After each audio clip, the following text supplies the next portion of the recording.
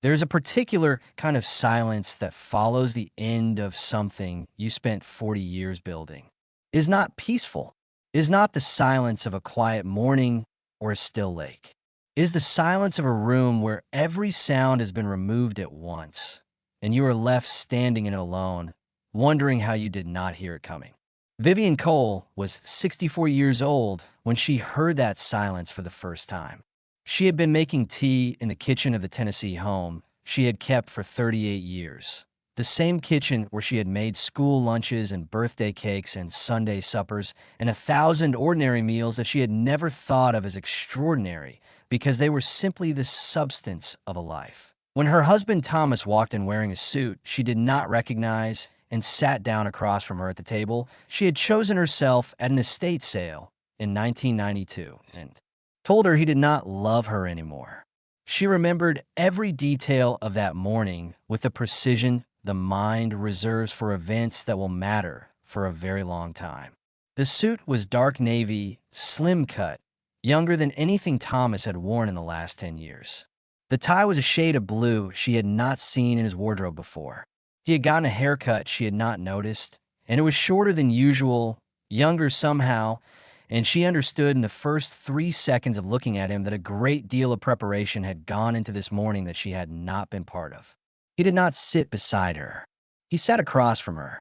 In 38 years of marriage, that distance, 3 feet of kitchen table, would be the detail she thought about most in the months that followed. The deliberate choice of it. The message it carried that the words had not yet delivered. "I want a divorce," he said. "I've already spoken to my attorneys." Vivian set down her cup of tea. She set it down very carefully because her hands had begun to shake and she did not want him to see that. "Thomas." She heard her own voice and was surprised by its steadiness. "We have been married for 38 years. I know how long we've been married. We have a son. We have grandchildren. We have a life together, a whole complete life. 38 years of it. I have a life," he said, and the distinction in his voice was not accidental. "You have a role. There's a difference, Vivian, and I've finally started to see it." She learned later that her name was Brooke. She was 31 years old and worked in the marketing division of the engineering firm that Thomas had spent the last 2 decades building. Thomas was 67. He had been for 38 years a man who did not draw attention to himself emotionally, who kept his feelings in the practical category, who expressed affection through provision and reliability, who had never once, in Vivian's memory, said anything about being unhappy. That was the thing she would turn over and over in the months that followed. Not the betrayal itself, which was comprehensible, which was painful and real, but which she could at least name and categorize. The incomprehensible part was the silence. 38 years of living beside someone who had been, apparently, building toward departure, and she had not heard it. She had not even heard it coming. Thomas told her that Brooke understood him in ways Vivian had stopped trying to. He said Vivian had let herself go. He said she had become comfortable. He used the word comfortable the way a person uses a word they have practiced, and Vivian sat at the kitchen table she had chosen at the estate sale and absorbed every word with the stillness of someone who is conserving strength for what comes next, because some part of her already understood that what came next was going to require everything she had. She had been a high school English teacher for 18 years. She had loved her work, loved the particular combination of literature and the developing minds of 16-year-olds, loved the moment when a student read something for the first time and understood something new about the world or themselves. She had left that work when Thomas's firm began to grow in ways that required more of a partner than he had previously needed. He had not asked her directly. He had described, over several months of dinner conversation, the demands on his time and the gaps in the household and the professional opportunities he felt he was missing because of logistical limitations. Vivian had understood what was being described without the description ever becoming a request, which she now recognized as a particular skill of Thomas's, the ability to produce a desired outcome without ever being explicitly accountable for having wanted it. She had left teaching. She had become the person who managed everything else so that Thomas could be the person who managed the firm. She had raised their son Daniel. She had maintained the household, organized the social obligations, entertained clients, managed relationships, been the reliable and invisible infrastructure of a successful professional life. She had done it well and without resentment because she had believed it was a partnership. She had believed for 38 years that contribution took many forms and that hers was simply less visible than his. She had believed that visibility did not determine value. The divorce proceedings disabused her of that belief in the most methodical and thorough way possible. Thomas's attorneys were expensive, and they were very good at their work, which was to demonstrate, document by document, that the marriage's accumulated wealth had been produced by one partner and administered by the other, and that administration was not the same thing as contribution. The house had been purchased in Thomas's name. The retirement accounts bore his name. The investment portfolio was a product of his income. The alimony he would pay was modest and time-limited. 5 years, the judge said, which was considered adequate time for a 64-year-old woman to get back on her feet, a phrase that Vivian wrote in her notebook that evening and stared at for a long time. Their son, Daniel, was 41 and lived in North Carolina. He called regularly throughout the proceedings, kind and present, and clearly struggling with the impossible geometry of loving both parents through something like this. He tried to be fair. Vivian respected his effort and also found it, at her lowest moments, heartbreaking, because fairness, in this context, meant that she faced the proceedings largely alone, without the weight of her son's full-throated belief behind her, because belief had been designated as taking sides and sides had been designated as inappropriate. The final hearing was a gray morning in November. Vivian sat with her court-appointed attorney, a young woman named Lauren who was genuinely trying within the limits of what she had to work with. Thomas sat across the aisle with his legal team and with Brooke, who was wearing a dress that Vivian did not look at directly after the first glance because looking at it directly would have required a kind of composure she was not sure she had. The judge read through the settlement with the efficiency of a person who has read through settlements many times and finds no reason to slow down for any of them. The house, the cars, the retirement accounts, the investment portfolio, each item assigned, each assignment final. There is one additional property, Thomas's lead attorney said, almost as an afterthought, in the settled tone of a person leaving the least important thing for last. A cabin in the Virginia mountains, inherited by Mr. Cole from his uncle approximately 16 years ago. The property has been vacant for some years, has no functioning utilities, and carries no current assessed value of significance. We propose deeding this property to Mrs. Cole. Thomas leaned toward his attorney and said something low. Both men's expressions moved in the direction of a smile without fully committing to one. My client is prepared to deed the cabin and its associated land, approximately 20 acres, to Mrs. Cole as an act of goodwill, with no further claims or encumbrances. Lauren looked at Vivian questioningly. Vivian had nothing left to negotiate with, nothing left to offer, and nothing left to lose, which is a condition that tends to clarify decision-making considerably. Fine, she said. The gavel came down. The marriage was over.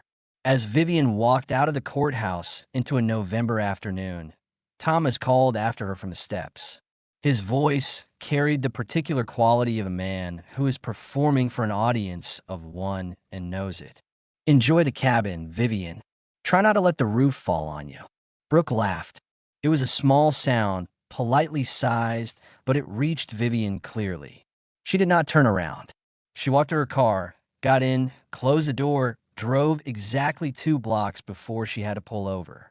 She sat on the side of a street in the city she had lived in for 38 years and cried with a completeness that she had been holding back for 11 months of careful, strategic composure. She cried until there was nothing left to cry, which took longer than she expected. Then she dried her face with the back of her hand. She looked at the deed on the passenger seat, a property she had never seen, in a county she had never visited, in the Virginia mountains she knew only as a direction on the map. She thought about Thomas's voice on the courthouse steps. She thought about 38 years. And she started the car and drove home to begin packing. She was given 7 days to vacate the house. Thomas had been generous with the timeline, his attorney had explained, which was a legal way of saying Thomas wanted her gone as efficiently as possible, and 7 days was the minimum he could enforce without appearing more callous than he preferred to appear. Vivian spent those 7 days packing with the particular efficiency of someone who has accepted that most of what she is leaving behind is not coming with her, and that the sooner she stops thinking of it as loss and starts thinking of it as weight, the better. She took her clothes. She took the photographs, all of them, including the ones of her and Thomas that she was not yet sure what to do with but was not willing to leave for someone else to decide about. She took the box of books that had been hers before the marriage, the ones she had carried from apartment to apartment in her 20s, the ones with her maiden name written in the inside covers and the handwriting she had before she became a wife. She took the small folding table that had belonged to her mother. She took the quilt her grandmother had made the year Vivian was born, 64 years of being folded and washed and refolded, still intact. She left everything else. The furniture she and Thomas had chosen together.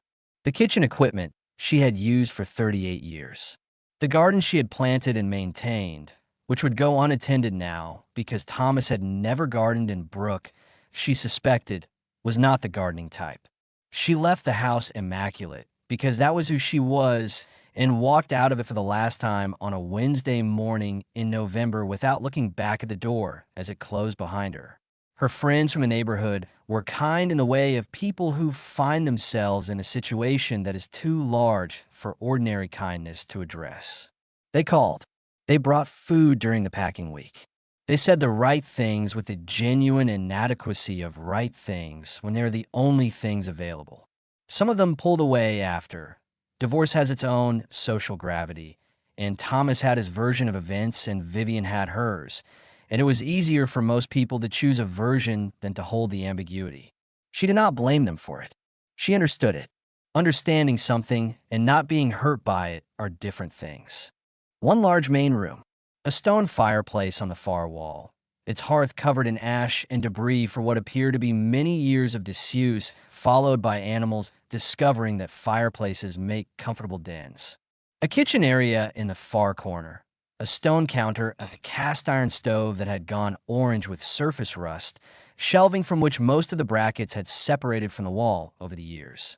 A narrow staircase to a loft that was visible from below and appeared structurally ambiguous.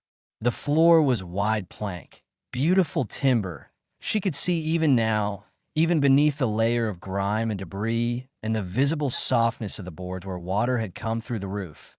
Old-growth timber. The kind cut before old growth was understood as a category worth protecting, the kind that had survived this long not through luck, but through sheer density of grain. 2 places on the floor had failed entirely.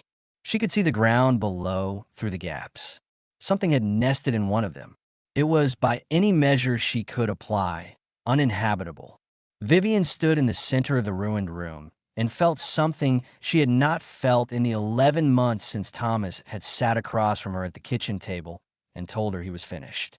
She felt anger, not the fragile, tearful kind she had been managing through the divorce proceedings, the kind that comes from humiliation and is complicated by the need to remain composed in professional settings. This was different. This was something with weight and structure to it. Something clean, something that felt, in fact, useful. Fine, she said. She said it to the room. She said it to Thomas's voice on the courthouse steps. She said it to 38 years of being told, in various forms, that her contributions did not count because they were not the kind that appeared on a balance sheet. Fine, let's see what I can make of this. She cried that night. She is not ashamed of this, and she would not be ashamed of it later when she told the story to other women who needed to hear the honest version. She sat on the floor of the filthy cabin on the sleeping bag she had brought, her coat still on, her flashlight casting its small circle of light, and she cried with the completeness of a woman who has been holding herself together for 11 months through sheer necessity and who no longer has a reason to hold. She cried for the marriage, for what it had been, and for what she now suspected it had always been, which were not the same thing. She cried for the kitchen and the garden and the photographs. She hadn't known she would miss this much. She cried for the woman who had believed for 38 years that being a good partner was sufficient protection against being discarded.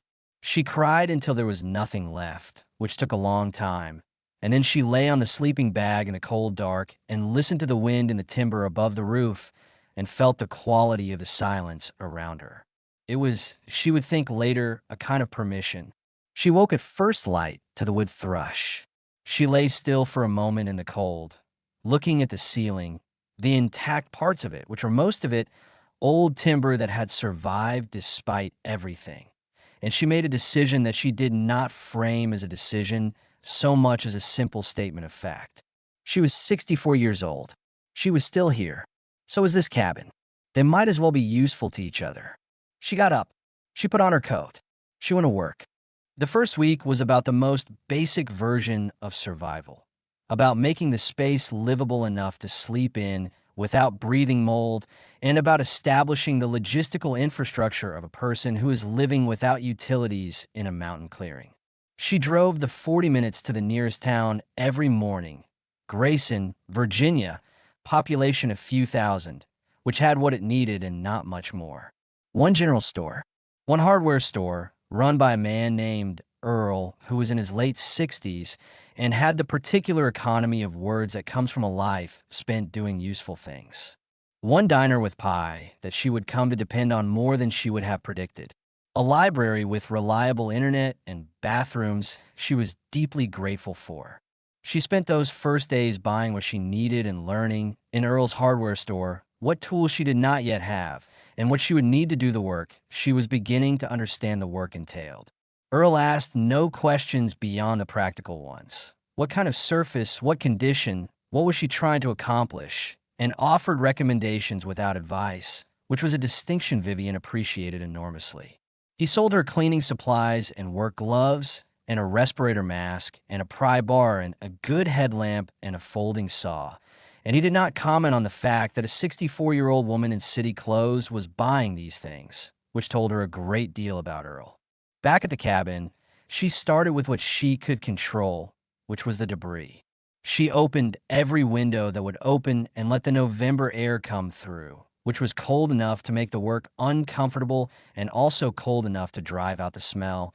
And she worked her way through the main room with trash bags, removing everything that could be removed. Animal nests, old newspapers, broken pieces of furniture, debris from the failed sections of floor, unidentifiable material that she scooped without examining too closely. The work was hard in ways she had not fully anticipated. Her hands, which had done the work of a household for 38 years, were not soft. She was not a woman who had been idle, but they were not accustomed to this. And by the end of the first day, both palms were blistered, and she was sore in muscles she had apparently been using at insufficient intensity for some time. She rested when she had to. She worked when she could. She did not think about the enormity of what the cabin needed. She thought about the bag she was currently filling, the section of floor she was currently sweeping, the window she was currently opening, the work in front of her, not the work behind it. By the end of the first week, the cabin was empty of debris. It was still broken in half a dozen significant ways. The floor had 2 failures that required structural repair, not just cosmetic attention. The roof leaked in at least 3 places she had identified by watching where water stained the walls. The chimney had not been cleaned in decades and would need professional attention before she could use the fireplace safely. The electrical system, such as it was not connected to anything, and she had no plumbing beyond a hand pump sink in the kitchen that she was not sure worked. But the cabin was clean, and clean, she was learning, was different from habitable, but was a necessary step toward it, and a step she had made entirely with her own hands. She stood in the empty main room at the end of that first week and looked at the wide plank floor and the stone fireplace and the timber walls, and felt something small but real, the satisfaction of a problem, at least partially addressed. The second week, she tackled the mold. Industrial cleaner from Earl's store, the respirator mask, and the particular grim patience of repetitive work that give the mind no room to go anywhere except the task directly in front of it. Section by section, she worked the walls. The mold had gone deep in some places. Those sections she would eventually need to replace entirely. But in other places, the original timber came through the cleaning like something emerging from water. Old-growth chestnut in parts of the wall, she realized. Timber that had not been available commercially for 100 years because the American chestnut had been largely eliminated by blight in the early 20th century. And what remained of it was the old buildings that had been constructed before the blight, and most of those were deteriorating faster than anyone was attending to them. Someone had built this cabin from remarkable material. Someone had understood what they were building with. She scrubbed and thought about this and scrubbed more. It was on a Tuesday afternoon in the second week. She had been here 11 days. She had started keeping track because the days had a way of blurring when the work was continuous, that she noticed something wrong with one of the walls in the back corner of the kitchen area. She knocked on it. Hollow. She knocked on the adjacent wall. Solid. She stood back and examined the suspect's section more carefully. The boards here were different from the rest of the wall, slightly narrower, the grain running in a different direction, installed with a spacing that did not match the surrounding timber, as though someone had opened the wall at some point and replaced the boards. The replacement had been done carefully enough that it was not immediately obvious, but not so carefully that it was invisible to a woman who had been staring at these walls for 11 days and who had, in her former professional life, taught students to read for the thing that does not fit. Vivian thought about this for a moment.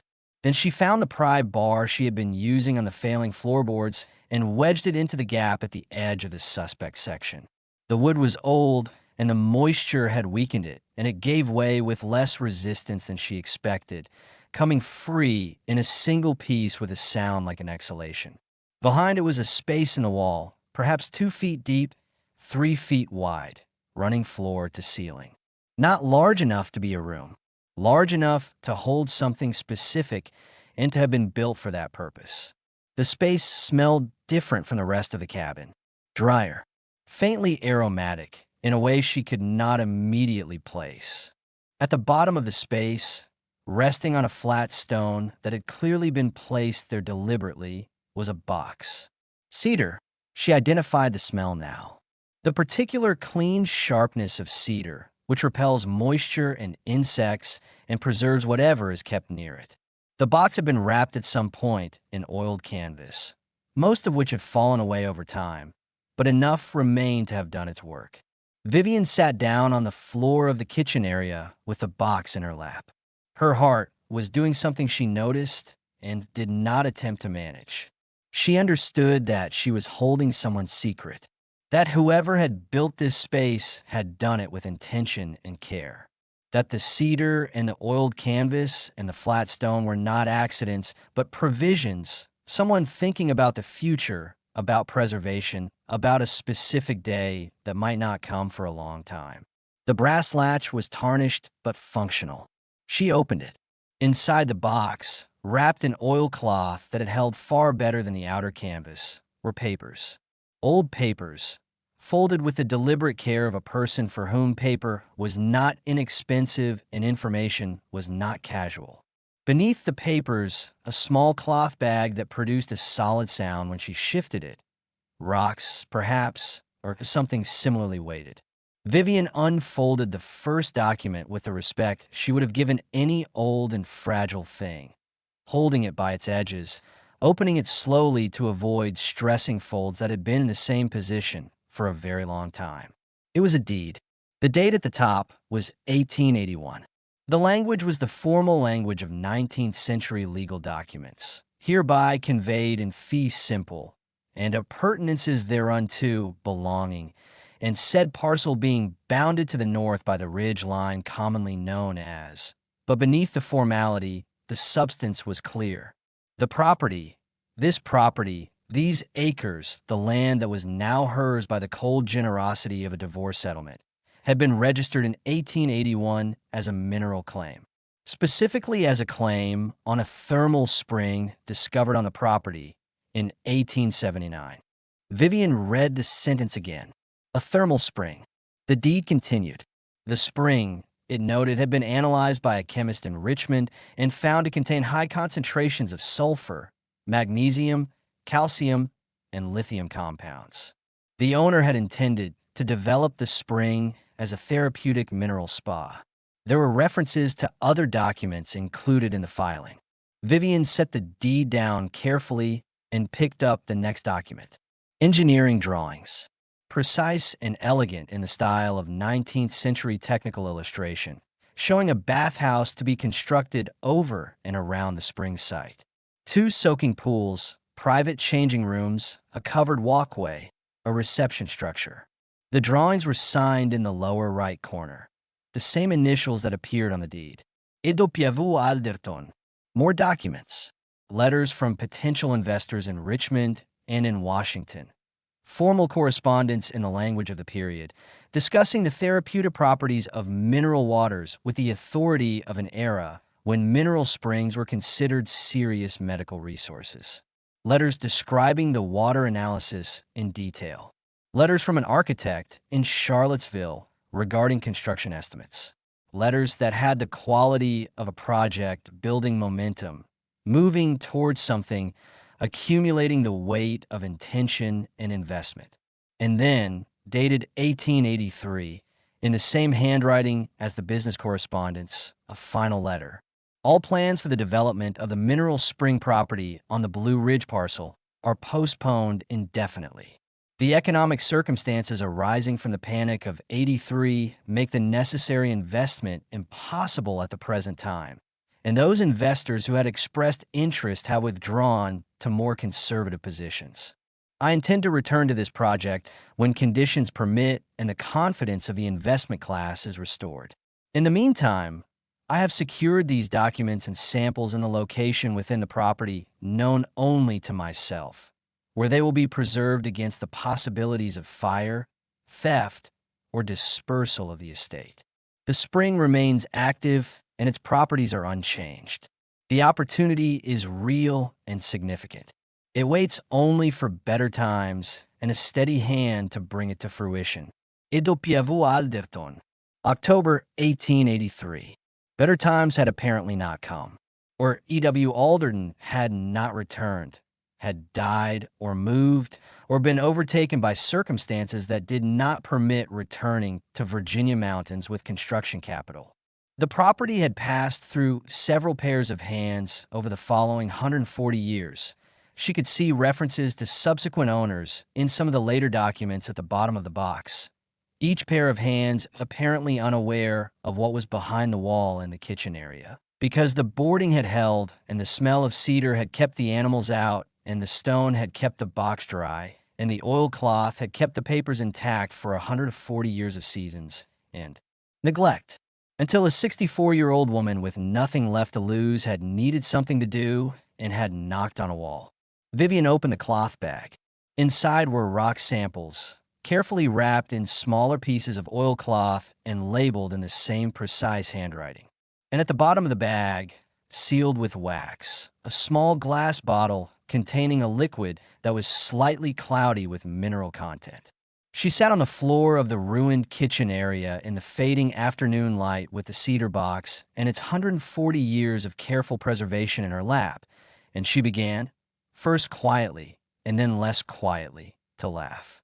It started as something small and became something larger, and somewhere in the middle it crossed into crying, and she did both at once for several minutes without attempting to manage either one. Thomas had given her this cabin as a final insult. He had laughed on the courthouse steps. He had been so certain that he was handing her nothing that he had not looked closely enough to see what he was actually handing her. A hot spring on 20 acres of Virginia mountain land, with documentation going back to 1879. Thomas, she said to the empty cabin, to the ruined kitchen, to the November afternoon coming through the clouded windows. You extraordinary, arrogant, completely oblivious man. She wiped her eyes. She carefully packed the documents back into the box. She secured the latch. She stood up and carried the box to the cleanest section of the main room and set it on the folding table she had brought from her mother and sat down in front of it and thought about what she was going to do next. She was going to have to be very careful.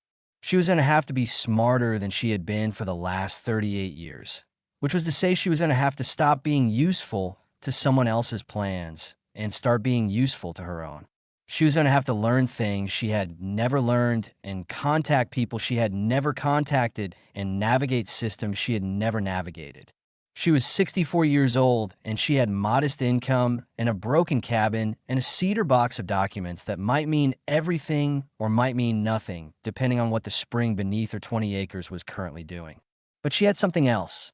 She had noticed in the last 11 days of physical work something about herself that she had not expected to notice. She was not broken. She was tired, and she was angry, and she was grieving something that deserved to be grieved. But beneath all of that was something intact and functional. And she was beginning to think considerably more capable than 38 years of being told her contributions were invisible had led her to believe. She had cleaned this cabin with her own hands. She had made it survivable. She had knocked on a wall and listened to what it told her and found what was behind it. She had not done any of these things before. She had done all of them. She opened her notebook and started a list.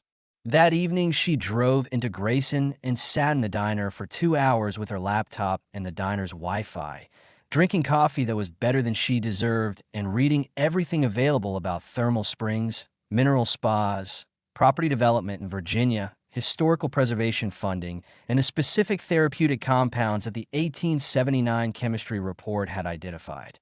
What she found was both more and less than she had hoped, which was about the right ratio for real things. More, natural mineral springs with documented therapeutic properties were genuinely, substantially valuable. The global spa industry was large and growing.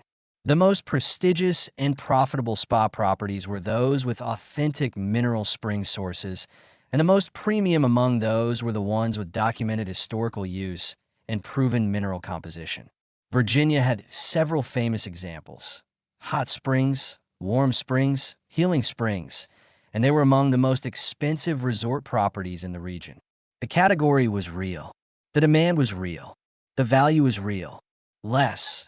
Developing a spring property required capital she did not have, environmental permits that took years to obtain, water rights filings, infrastructure construction, and the sustained attention of people with expertise she had not yet acquired. None of this was impossible. All of it was demanding. The gap between what she had and what development required was large enough to be genuinely discouraging if she let herself measure it all at once. She did not measure it all at once. She looked at the first step.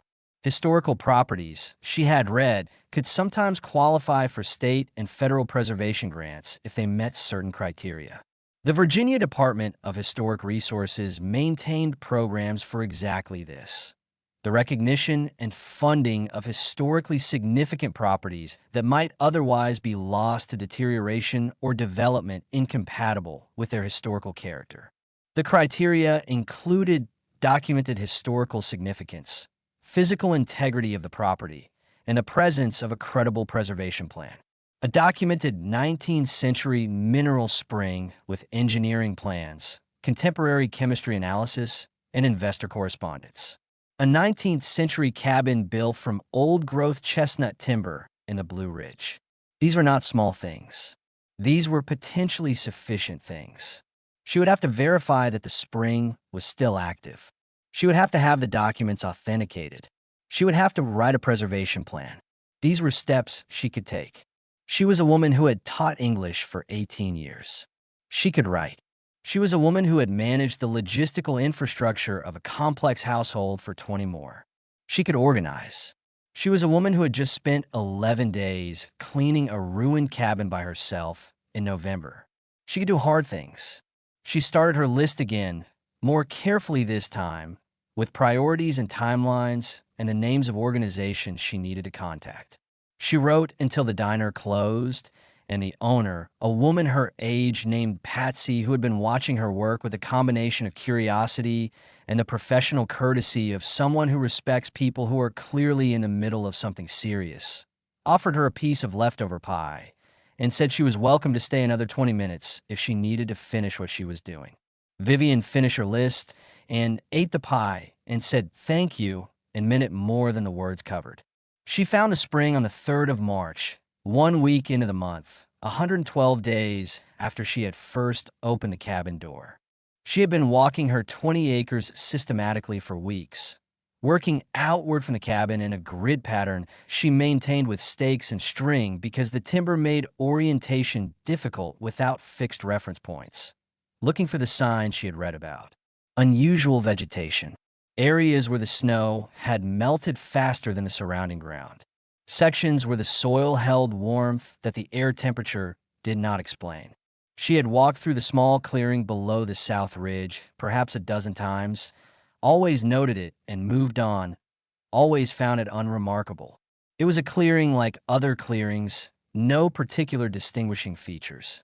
On this particular day, with a foot of fresh snow on the north-facing slopes and the south-facing ground just beginning to show the first suggestion of early spring, she noticed something in the clearing she had walked through a dozen times. A circle of bare ground, perhaps 10 feet across, where the snow had not accumulated in the most recent storm, or had accumulated and then melted, leaving an absence where there should have been a presence. Vivian stood at the edge of it and felt the air above it with her hand, as she had read to do. It was warm, not dramatically warm, not the warmth of a fire or a vent. The warmth of something below the surface, a persistent, patient warmth, the warmth of geological time rather than combustion.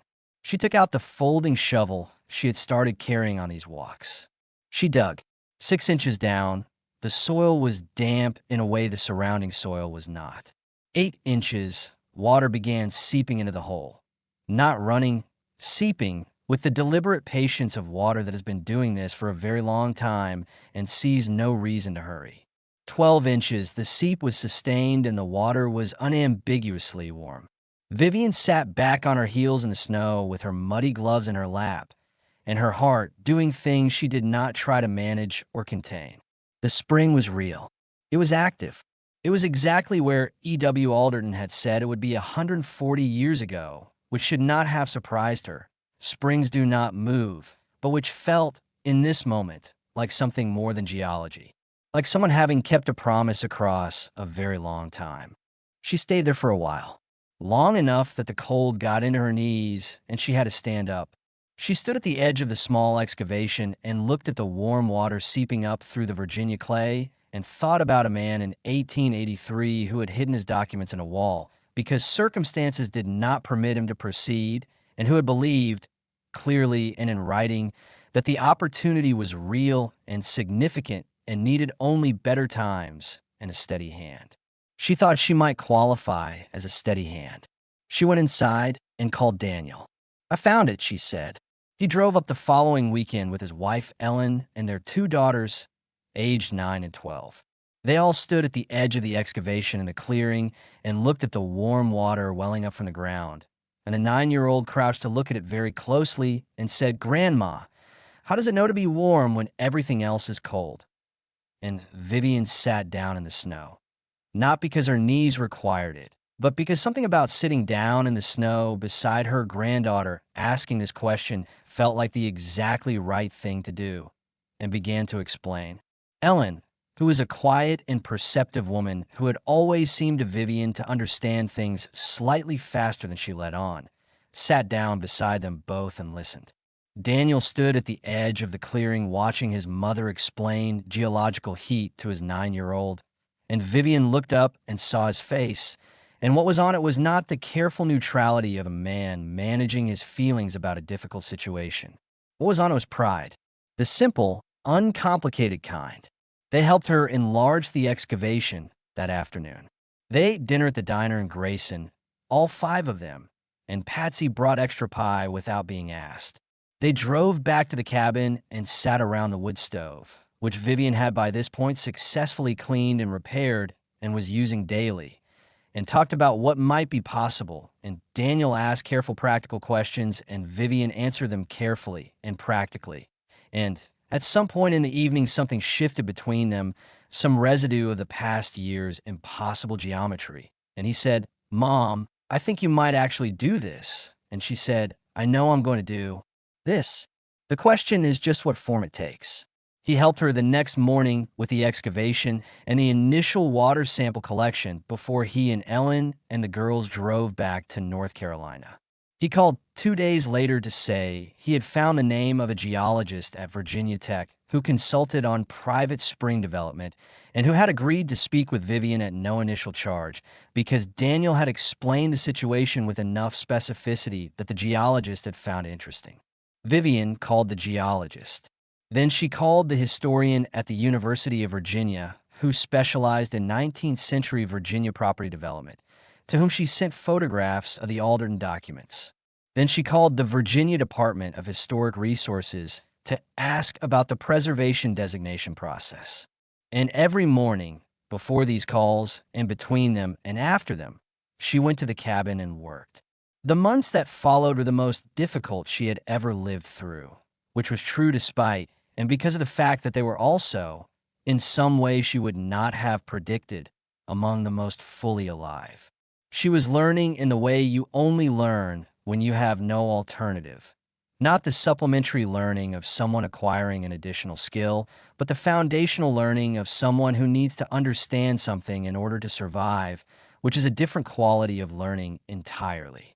YouTube became her teacher for the construction work.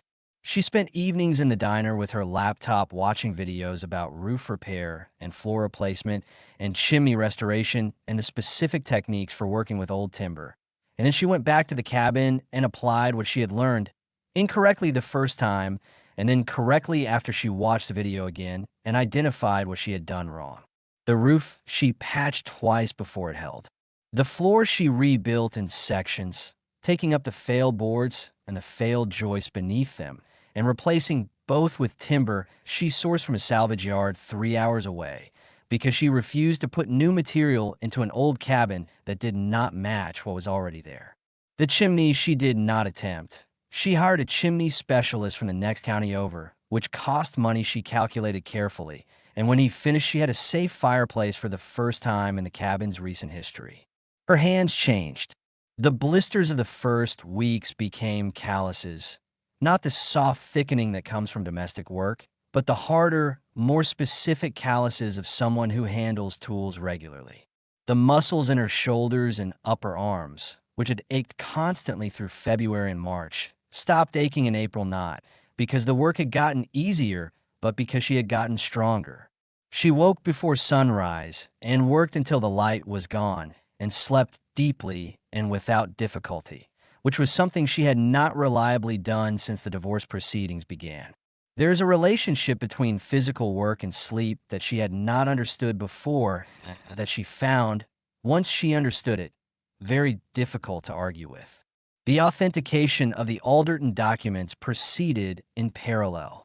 The historian at the University of Virginia, whose name was Dr. Patricia Garland, and who turned out to be a woman of about Vivian's age with a similar dry precision of speech, responded to the photographs within a week.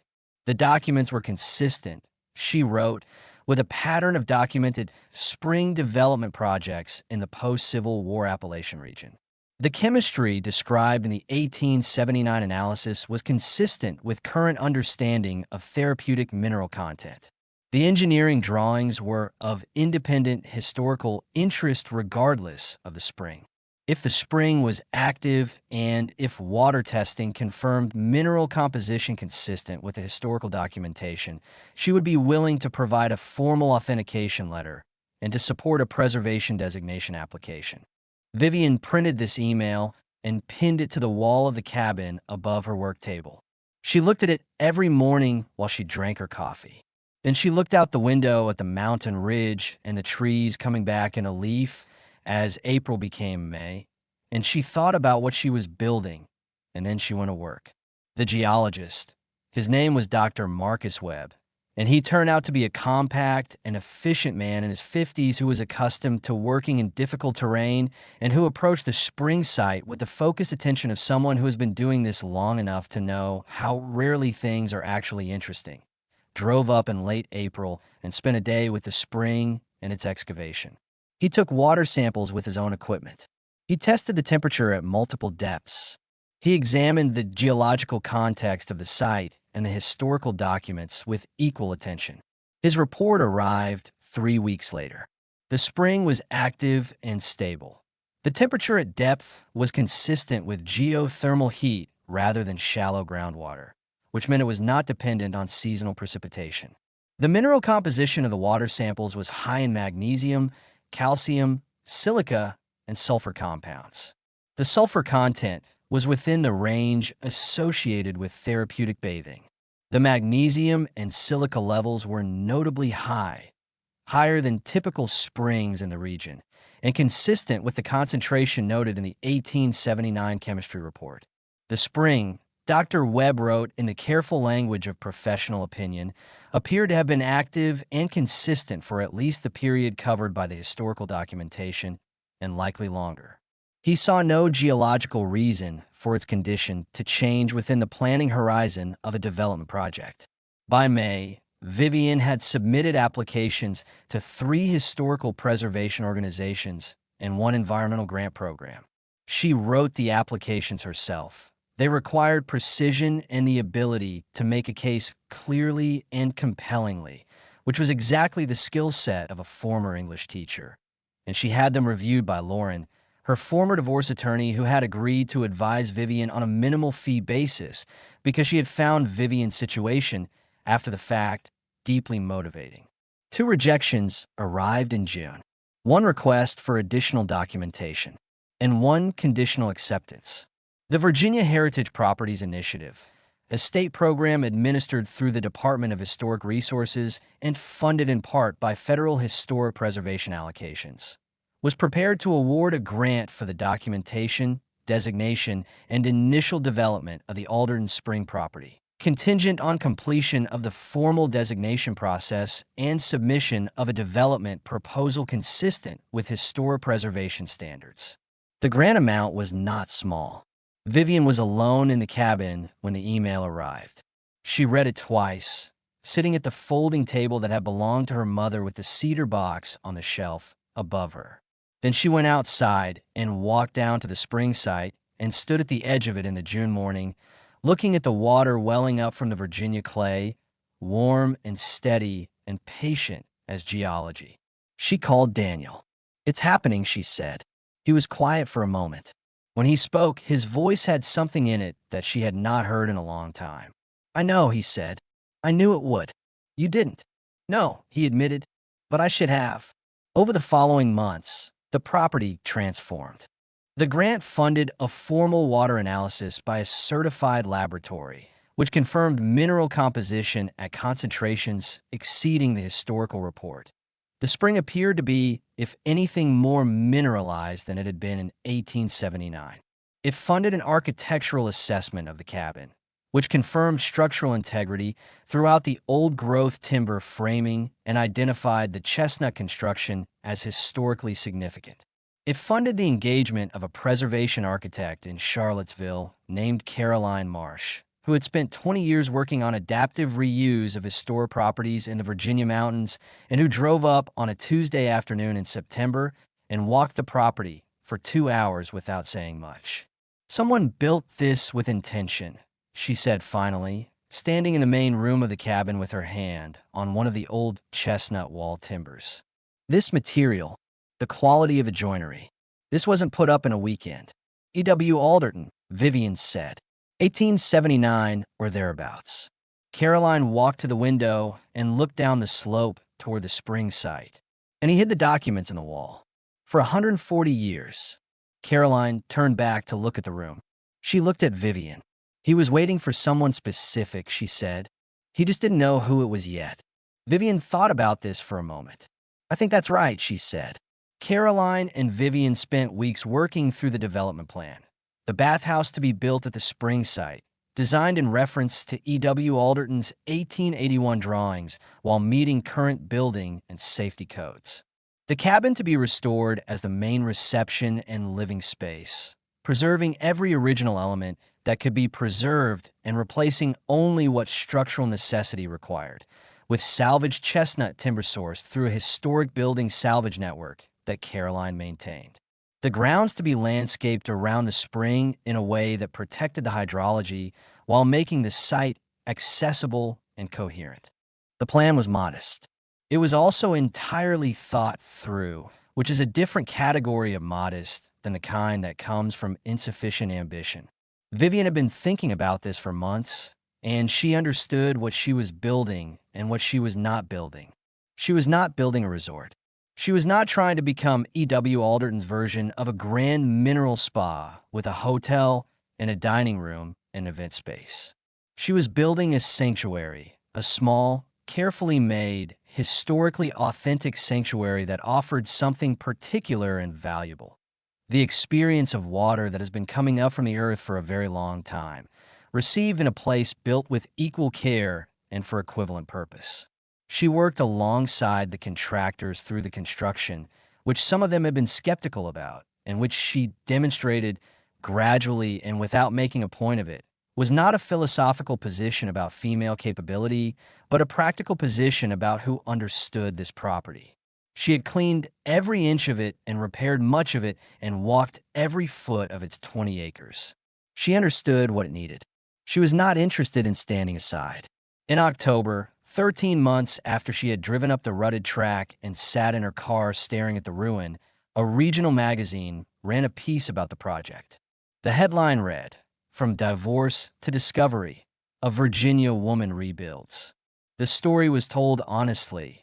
The settlement, the cabin, the cedar box, the spring, the year of work. There were photographs. Vivian looked at them for a long time. The woman in the photographs had gray hair worn plainly, lines in her face that the mountain light did not soften, work clothes and boots, and the expression of someone who has made a decision and is not in the process of reconsidering it. She was not the woman from the courthouse. She was made from what had happened to that woman. The article brought attention she had not anticipated and had not sought. Letters from women who had been through their own versions of the story, different specific circumstances, the same essential architecture. Emails from spa consultants, inquiries from investors, and a letter arriving by post on expensive stationery from the offices of an attorney representing Thomas Cole, who was requesting a meeting to discuss the property. Vivian read the letter in the cabin, standing at her work table in the morning light. Then she put in the wood stove and went outside. 3 weeks later, Thomas arrived. She was in the clearing below the ridge, going over finished details for the bathhouse structure with Caroline, when his silver sedan appeared at the end of the track and navigated the ruts with the tentative expression of a car that was not designed for this surface and knew it. She watched it park and watched Thomas get out and stand beside it and look at the property. He had been in these mountains once before, she knew, had visited the property years ago when his uncle left it to him, had declared it worthless and not returned. He was seeing it now for the first time in its restored condition, and she could see, even from 50 feet away, the rearrangement his expression was undergoing. The cabin with its cleaned and treated timber, and its rebuilt porch, and its new roof of period-appropriate handsplit shingles. The cleared and leveled track. The landscaped approach to the spring site. The bathhouse structure in its final stages of completion, small and precise and historically proportioned, sitting against the hillside as though it had always been there. Thomas looked older. Not just older, diminished, in the specific way of someone who has been accustomed to a particular kind of authority and has recently discovered that the authority was not as solid as he thought. She had heard, through Daniel, that Brooke had not stayed, that the firm was experiencing difficulties, that the house she had maintained for 38 years, was likely to be sold. "Vivian," he said. "Thomas." He crossed the clearing toward her. Caroline, with the professional discretion of someone who has worked with people in complicated situations before, found something to examine on her clipboard at a distance that was simultaneously considerate and appropriate. I read the article, Thomas said. I know. I had no idea the property was worth anything. When my attorney suggested deeding it to you, I genuinely believed it was. You believed it was a joke, Vivian said. You believed you were handing me nothing as a final gesture. You and your attorney found this sufficiently satisfying that you were smiling about it on the courthouse steps. He was quiet for a moment. That was wrong. Yes. Vivian, I want to be honest with you. The business has been difficult. Some investments that I made during the year of the divorce didn't perform as expected. I'm facing some significant financial pressure. My attorney believes there may be a viable argument that at the time of the settlement, the actual value of this property was not fully established or disclosed, and that. Thomas, she said. He stopped. Vivian looked at her ex-husband of 38 years. She thought about the woman who had sat in the kitchen with her cup of tea and felt her stomach drop when he said, "We need to talk." She thought about Lauren, her court-appointed attorney, looking at the settlement paperwork with the expression of someone who is trying to make the best of very limited options. She thought about the 11 months of being told, in various formal and professional registers, that her 38 years of contribution had no financial value. She thought about the first night on the floor of the ruined cabin, the first week of cleaning, the box behind the wall, the spring, the applications, the grant, the year of work. She thought about what she wanted to say. Thomas, I'm going to say something to you, and I want you to hear it as what it is, not anger, because I've spent a year getting through the anger and out the other side. Just honesty, which I think I owe you and which I think I owe myself. For 38 years, you lived beside a person who managed your household, raised your child, supported your career, maintained the infrastructure of your professional life, and gave up her own work to do it. And at the end of those 38 years, you stood in a courtroom and agreed with attorneys who characterized that person as having contributed nothing of financial significance. You then handed that person a ruined cabin in the mountains as a final gesture, and you laughed about it on the courthouse steps. And now, because that ruined cabin turned out to be worth something, your attorney is suggesting there are grounds to revisit the arrangement. She let the silence after this statement sit for a moment. I want you to think about what that tells you. Not about the legal merits, about who you have become, about the habit of mind that allows you to look at a person and see only what they can offer you. I spent 38 years being useful to your life without being seen in it. That is partly my own failure. I was too willing to be invisible, too willing to make myself small because it made things easier. But you were the person who benefited from my smallness, and you understood, at some level, that you were benefiting, and you chose not to look too closely at the cost. Thomas said nothing. His face had gone somewhere past his professional surface, somewhere below it, to something that looked, she thought, like the beginning of actual reckoning. The property is not being revisited, she said. The divorce settlement was final. Everything that has happened since is the result of work I did independently, with funds I secured independently on land that was deeded to me without condition. There is no valid claim here, and if your attorney tells you otherwise, I would encourage you to find a different attorney. She paused. And Thomas, I accept that you're in difficulty. I don't have the capacity to help you with that difficulty, and it would not be appropriate for me to try. But I want to say one more thing, which is this. The regret you feel right now about how this turned out is real, and I believe it. What you did to me in that courtroom was wrong. Not just legally improvident. Wrong. As a human being treating another human being.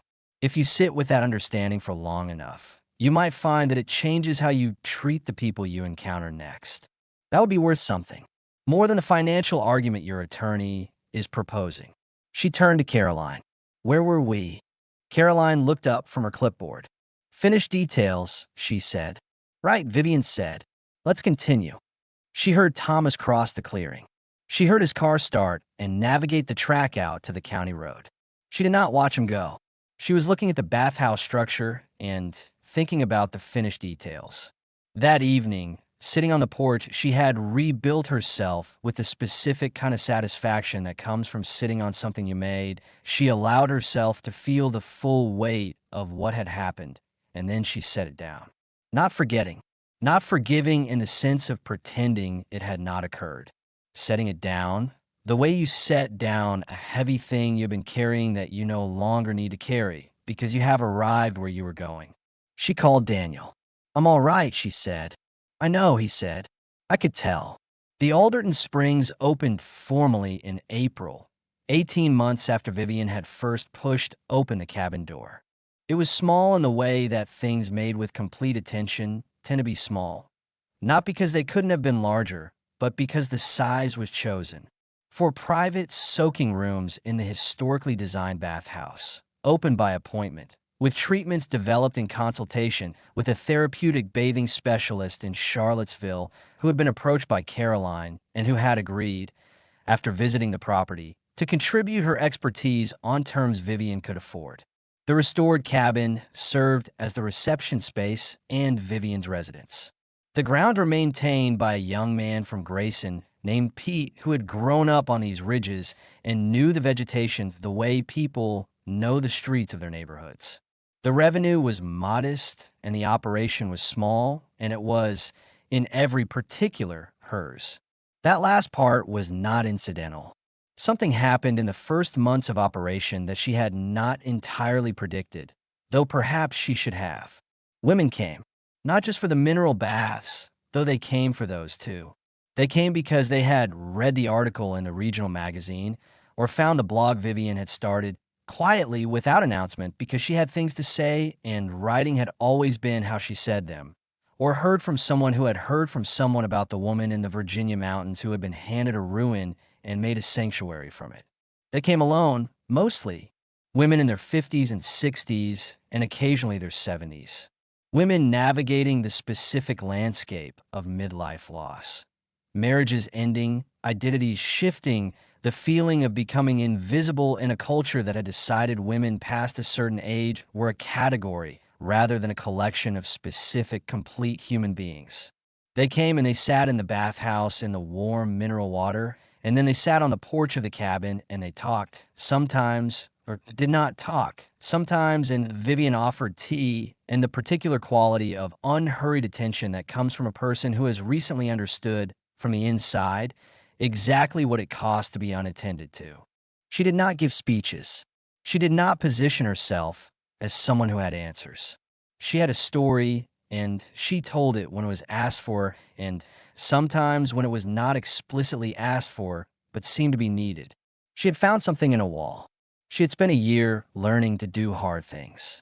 She had discovered in the process that she was not the person she had been told she was, not invisible, not without value, not finished. She had found that the woman she actually was had been present throughout the 38 years of marriage, patient and intact, waiting for circumstances that would require her to be fully herself. One afternoon, a woman named Helen came. She was 71, widowed 8 months earlier after 53 years of marriage. She sat in the main room of the cabin with her hands in her lap, and said that she did not know who she was without her husband, that she had been Mrs. Edward Sherrill for so long that the person before that marriage had become theoretical, someone she believed in the way she believed in historical figures. Not quite real, not accessible. Vivian sat across from her and was quiet for a moment. "I understand that feeling precisely," she said. "I lived that feeling for 38 years. But here is what I think is true. And I want you to think about whether it matches your own experience. I don't think the person you were before your marriage disappeared. I think she went quiet because the life you were living didn't require her to be loud. I think she waited. And I think this is what I discovered in the first weeks here when I was cleaning a ruined cabin by myself in November. I think that what we call not knowing who we are is often actually the experience of being required for the first time in a long time to find out." Helen was quiet for a while. "And did you?" "Find out. I'm still finding out," Vivian said. "That's the part nobody tells you. It doesn't resolve into a single answer. You just keep discovering specific things. That you can replace a rotten floorboard. that you can read a legal document and understand it, that you can negotiate a grant application and have it accepted. Small things. They accumulate. Helen cried a little, not with despair, with something more like relief. The particular relief of hearing someone describe an experience you thought was yours alone. Before she left, she hugged Vivian in the way of someone who needed to be held for a moment and was not sure she was allowed to ask for it. Vivian held her and let the moment be what it needed to be. That conversation, described by Helen to someone she knew, and by that someone is someone else, traveled in the way that things travel when they contained something people needed to hear before they knew they were looking for it. Vivian received more letters. More women made appointments. She started writing more regularly on the blog, with more honesty, because she had realized that the honest version was what was useful and the carefully managed version was what she had been trained to produce, and she no longer saw the value of that training. She wrote about the physical difficulty of the first months, the blisters, the muscle aches, the morning she had tried to replace a section of roof and discovered that the first attempt was not only inadequate, but had made the existing situation worse, and had sat on the ground for a while feeling the specific humiliation of having made a problem larger before she made it smaller. She wrote about the financial precariousness, the careful calculation of every expenditure, the months when the alimony was the difference between being able to buy materials and not being able to.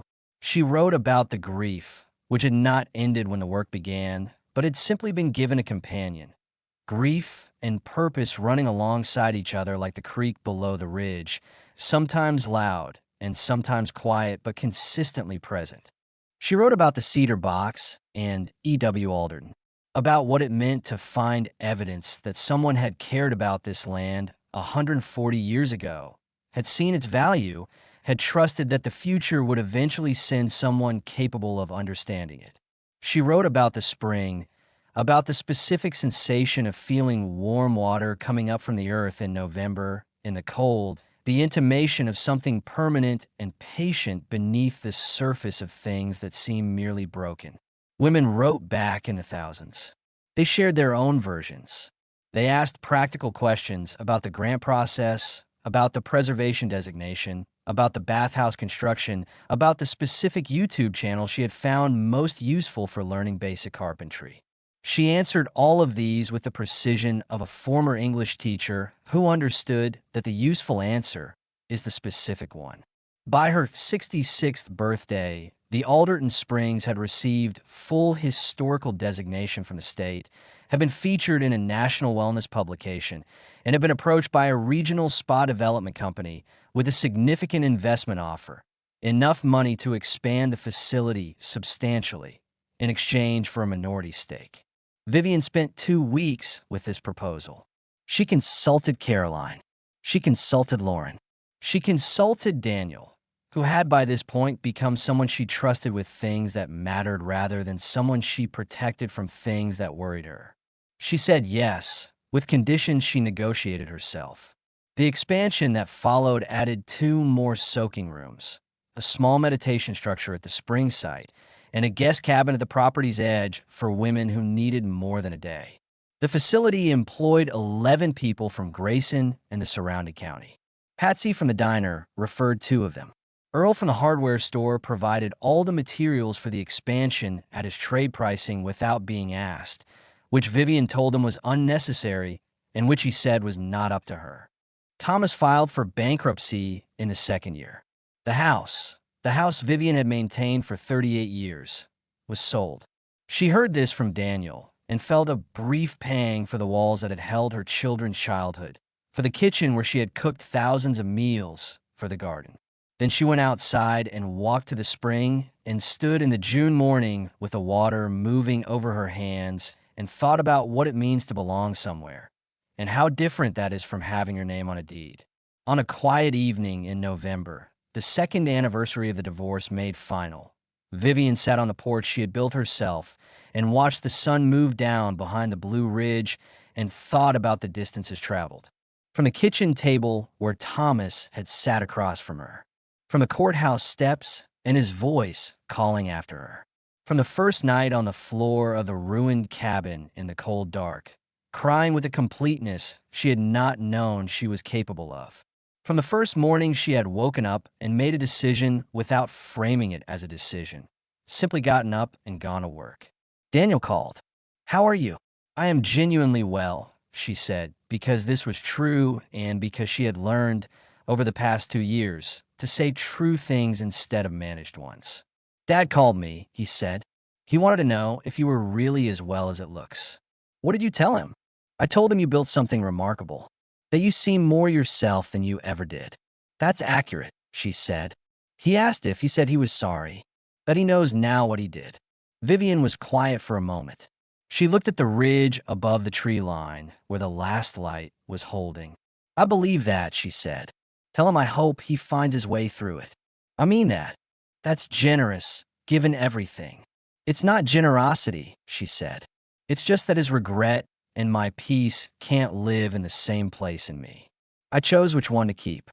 After she hung up, she sat alone on the porch until the first stars appeared over the ridge. The wood thrush had gone south for the winter. The timber around the clearing was bare, and the air had the particular clarity of Virginia mountain air in November, cold and clean and smelling of the elevation.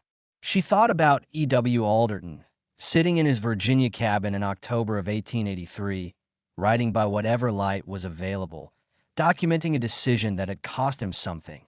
The acknowledgement that the better times he was waiting for might not come in his lifetime, that the spring and its value would have to wait. Placing his papers and his samples in the cedar box. Boarding up the wall, trusting that the future was capable of recognizing what he had found. She thought about what it means to leave something behind for a person you do not know yet. Not as an act of rescue. Alderton could not have predicted who would find his box or in what circumstances, but as an act of faith. The faith that things of value, protected carefully, will eventually find the people who can use them. That the work of one person, done with integrity and attention, does not end when that person ends. She thought about the women who had come to the Alderton Springs in the months since it opened. The ones who had written to her. The ones who had found something useful in her story, not because her story was extraordinary, but because it was honestly told and contained things that were true about a situation many of them recognized. The specific loneliness of invisibility. The specific discovery of capability. The specific relief of finding that what had been taken was not, finally, the thing you were made of. She went inside. The cabin was warm. The fire was lit in the stone fireplace she had cleaned and used through 2 winters now, and the cedar box sat on its shelf above the work table, empty of its documents, which had been properly archived by Dr. Patricia Garland at the University of Virginia and which would eventually be part of the historical record of the property. The box itself she had kept. She had kept the latch and the cedar smell and the flat stone it had rested on and placed the stone beside the box as a reminder. Someone had cared enough to preserve these things for 140 years. She was 66 years old, and she was not done yet, and there were things worth preserving that she had not yet figured out how to pass on. She opened her notebook. The sentence she had been working on that morning was still half finished. She finished it. "The spring was always there," she wrote. "The spring was always there. It just needed someone willing to dig." Thank you for following this story. Let us know in the comments below what stayed with you, whether it was the moment Vivian knocked on the hollow wall, or what she said to Thomas in the clearing, or the conversation with Helen on the porch, or the sentence in her notebook at the end. We believe stories like this one matter because they remind us that the people we dismiss, the people we hand ruined things to as gestures of contempt, are often carrying more capability and more worth than we ever gave them credit for. The damage we do when we treat someone as invisible does not end when we walk away. It becomes the material they build with. If this story has moved you and you'd like to stand with us in bringing more voices of truth and hope to light, please consider supporting our work. Even the smallest gift helps us continue creating and sharing these powerful stories. You can find the donate link in the description. And of course, don't forget to subscribe so you won't miss the next chapter we are preparing for you.